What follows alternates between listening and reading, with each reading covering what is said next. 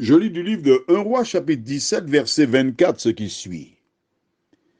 Et la femme dit à Élie, je reconnais maintenant que tu es un homme de Dieu et que la parole de l'Éternel dans ta bouche est vérité.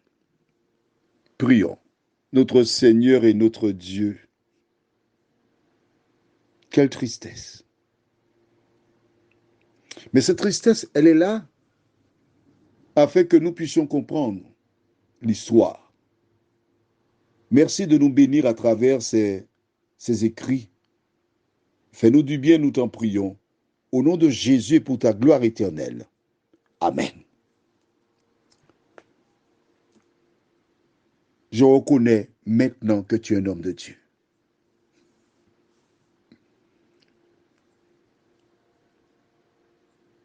Cette déclaration pourrait provoquer chez toi la tristesse. Car dès le premier jour, rappelle-toi, elle n'avait qu'une poignée de farine et un peu d'huile.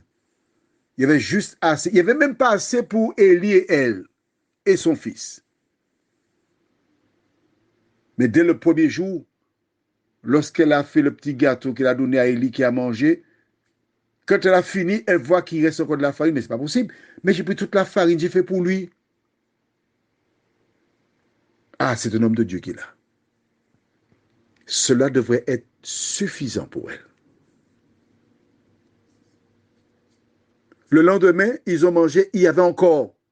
Cela devrait, une fois de plus, être suffisant pour elle. Le surlendemain, la semaine, 2 semaines, ah ben, certainement, cet homme est un homme de Dieu. C'est clair. On n'en a même pas besoin d'en parler encore. C'est la démonstration que c'est un homme de Dieu. Je n'ai besoin de rien d'autre. Je parle pour moi avec mon expérience. Mais que dois-tu comprendre à travers cela? Écoute-moi bien attentivement. C'est peut-être pour la première fois que tu écoutes des WhatsApp de manière assidue comme cela. Je vais t'expliquer. La foi, quand elle débute, elle n'est pas forte. C'est au fil des jours, des mois, des années qu'elle prend de l'ampleur. Je vais utiliser une métaphore. Ceux qui font de la maçonnerie comprendront toi aussi, c'est facile. Il y a une dalle à couler. On a passé la commande, la toupie, donc le camion qui emmène le béton arrive. Le béton arrive, c'est mou. Il y a donc deux hommes, bien parfois un seul, qui a une règle, quelque chose de long, comme les règles à l'école, assez long, et il passe sur la dalle pour pouvoir, ils appellent ça scier, installer le béton. Si une clé tombe dans le béton, on peut mettre la main facilement, chercher, on trouve la clé, on l'enlève. Mais si l'après-midi tu viens,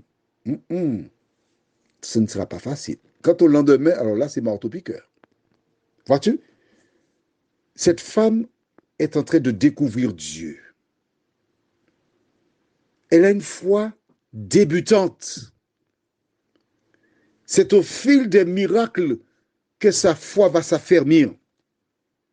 Lorsque toi, tu rencontreras Jésus, ce n'est pas du jour au lendemain que ta foi sera forte. Cela demandera du temps. Mais qu'importe, le temps appartient à Dieu. L'important, c'est que tu aies ta foi ancrée sur Jésus.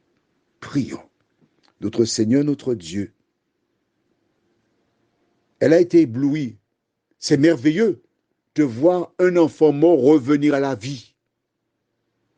Elle a effacé tout ce qui s'est passé avant pour s'arrêter que sur ce fait-là.